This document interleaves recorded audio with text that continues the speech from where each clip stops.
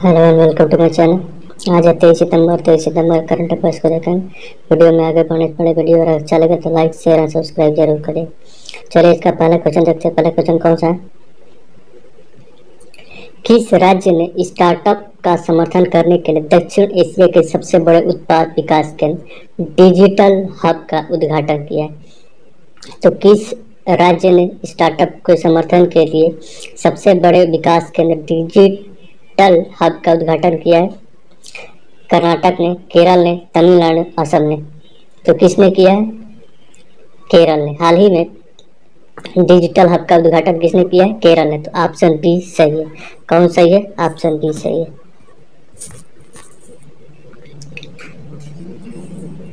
केरल के मुख्यमंत्री पिनरई विजयन ने हाल ही में वीडियो कॉन्फ्रेंसिंग के माध्यम से 200 स्टार्टअप को समर्थन देने की क्षमता वाले डिजिटल हब का उद्घाटन किया। कालामासेरी कोच्चि में प्रौद्योगिकी नवाचार क्षेत्र में TIZ में यह उत्पाद विकास केंद्र दक्षिण एशिया में सबसे बड़ा है। इसका उद्देश्य हब में 250 लोगों के प्रत्यक्ष रोजगार के अवसर प्रदान करना है। केरल स्टार्टअप मिशन इस परियोजना के कार्यान्वयन का नेतृत्व कर रहा है। कौन कर रहा है? Kerala startup mission. अगला क्वेश्चन है, नॉर्दर्न कोलफील्ड लिमिटेड NCL किस भारतीय राज्य या केंद्र शासित प्रदेश में 75 फुलवारी केंद्र शुरू करने जा रही है? तो किस राज्य में 75 फुलवारी केंद्र शुरू करने जा रही है? NCL मध्य प्रदेश में, उत्तर प्रदेश में, राजस्थान में, छत्तीसगढ़ में। तो हाल ही में जो NCL जो है लगभग 75 फुलवारी केंद्र जो क्या है मध्य प्रदेश में शुरू करने जा रही है। किसके द्वारा? NCL के द्वारा। तो ऑप्शन ई सही है। Singrauli based northern coalfield limited ने NCL ने मध्य प्रदेश के सिगरौली जिले में 75 फुलवारी केंद्र शुरू करने की घोषणा की। इस फुलवारी परियोजना का उद्देश्य कुपोषण की समस्या और शिशुओं के शारीरिक और मानसिक विकास की समस्याओं का समाधान करना है।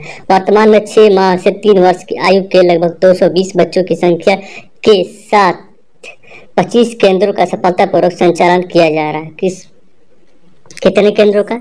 220 बच्चों की संख्या के साथ 25 केंद्रों का सफलतापूर्वक संचालन किया जा रहा है। NCL के द्वारा लगभग 75 फुलवारी केंद्र की शुरुआत की जा रही है। अगला क्वेश्चन है, कौन से 2 देश रक्षा अभ्यास समुद्र शक्ति में भाग ले रहे हैं? तो कौन से देश है जो रक्षा अभ्यास समुद्र शक्ति में भाग ले रहे हैं? इंडिया और जापान, इंडिया और इंडोनेशिया, अमेरिका और ऑस्ट्रेलिया और अमेरिका और फ्रांस है। तो हाल ही में भारत और इंडोनेशिया दोनों ने मिलकर क्या कहा था? समुद्र शक्ति युद्ध अभ्यास शुरू किया है इंडिया और इंडोनेशिया ने। तो ऑप्शन बी सही है। कौन सी? समुद्र शक्ति युद्ध अभ्यास। भारत और इंडोनेशिया की नौसेना ने 2020 से लेकर 22 सितंबर तक जकार्ता में होने वाले 2 दिवसीय द्विपक्षीय समुद्री अभ्यास समुद्र शक्ति में भाग ले रहे हैं। किसमें? समुद्र शक्ति में भाग ले रहे हैं। इस अभ्यास का उद्देश्य द्विपक्षीय संबंधों को मजबूत करना, दोनों नौसेनाओं के बीच समुद्री संचालन में आपसी समझ और अंतर संचालन को बढ़ाना है। भारतीय नौसेना के जहाज शिवालिक और कदमत और पनडुब्बी रोधी युद्ध लंबी दूरी का समुद्री टोही विमान PATI अभ्यास में भाग ले रहा है। अगला क्वेश्चन है,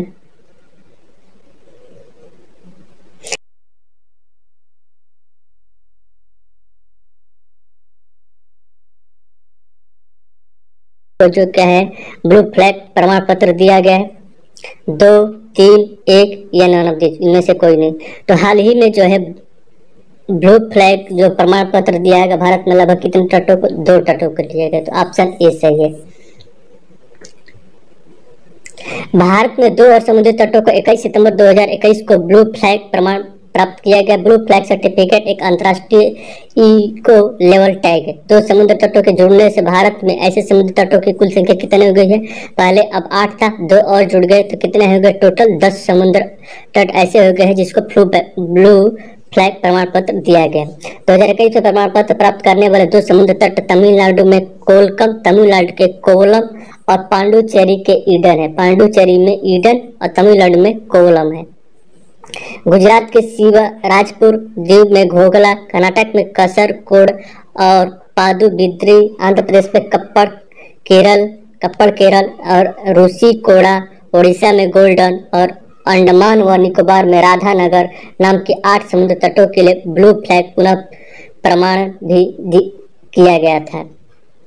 कितने को? 8 को। और 2 बढ़ गए, कौन को? तमिलनाडु के कोलम और पांडुचेरी के ईडन। तो अब बढ़ के टोटल कितने हो गए? 10 हो गए। अब ब्लू फ्लैग प्रमाणन वाले समुद्र तटों को दुनिया भर में सबसे स्वच्छ समुद्र तटों के रूप में माना जाता है। यह दुनिया के सबसे मान्यता प्राप्त शैक्षिक इको लेबलों में से एक है, जो समुद्र तटों के साथ साथ अस्थायी नौका विहार, पर्यटन और ऑपरेटरों को प्रदान किया जाता है।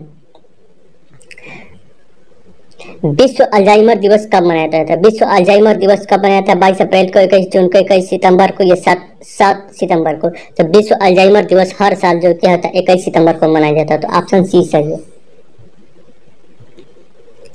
विश्व अल्जाइमर दिवस, अल्जाइमर डे 21 सितंबर को मनाया जाता है। यह बीमारी एक उम्र के बाद लोगों में होने लगती है, जिसमें लोग चीजों की याद नहीं रख पाते। उम्र बढ़ने के साथ ही तमाम तरह की बीमारियां हमारे शरीर में निशाना बनाना शुरू कर देती है। इन्हीं में से एक प्रमुख बीमारी बुढ़ापे में भूलने की आदतों अल्जाइमर डिमेंशिया की है। उन बुजुर्गों की तादाद लगातार बढ़ रही है जिन्हें अल्जाइमर है। इसलिए इस बीमारी से बचने के लिए हर साल 21 सितंबर यानी आज विश्व अल्जाइमर डिमेंशिया दिवस मनाया जाता है। कब? 21 सितंबर को। इसका उद्देश्य जागरूकता लाना है ताकि घर परिवार की शोभा बढ़ाने वाले बुजुर्गों को इस बीमारी से बचाकर उनके जीवन में खुशियां लाई जा सके। अगला क्वेश्चन है, अब अल्जाइमर डायग्नोसिस इंटरनेशनल की स्थापना 1984 में हुई थी। 1994 में अल्जाइमर डिसीज इंटरनेशनल की 10वीं वर्षगांठ पर विश्व अल्जाइमर दिवस की घोषणा की गई थी। कब? 1994 में अल्जाइमर डिसीज इंटरनेशनल की 10वीं वर्षगांठ के अवसर पर विश्व अल्जाइमर दिवस की घोषणा की गई थी और तब से यह लेकर अभी तक हर साल 21 सितंबर को यह अल्जाइमर डे मनाया जाता है। वर्ल्ड अल्जाइमर मंथ की शुरुआत लगभग 2012 में की गई थी। कब? 2012 में वर्ल्ड अल्जाइमर मंथ की शुरू की गई थी, जबकि वर्ल्ड अल्जाइमर डे की शुरुआत लगभग 21 सितंबर को की गई थी 1994 से। भारतीय वायुसेना का अगला प्रमुख किसे नियुक्त करने का निर्णय लिया गया? तो भारतीय वायुसेना के अगले प्रमुख एयरफोर्स चीफ मार्शल अनिल किसको नियुक्त किया जाएगा? अनिल टिप्पणी को, सतीश सरीन को, दिलबाग सिंह को, वी.आर. चौधरी को। तो हाल ही में वी.आर. चौधरी को भारत के अगले एयरफोर्स चीफ होंगे। कौन? वी.आर. चौधरी। तो ऑप्शन डी सही होगा।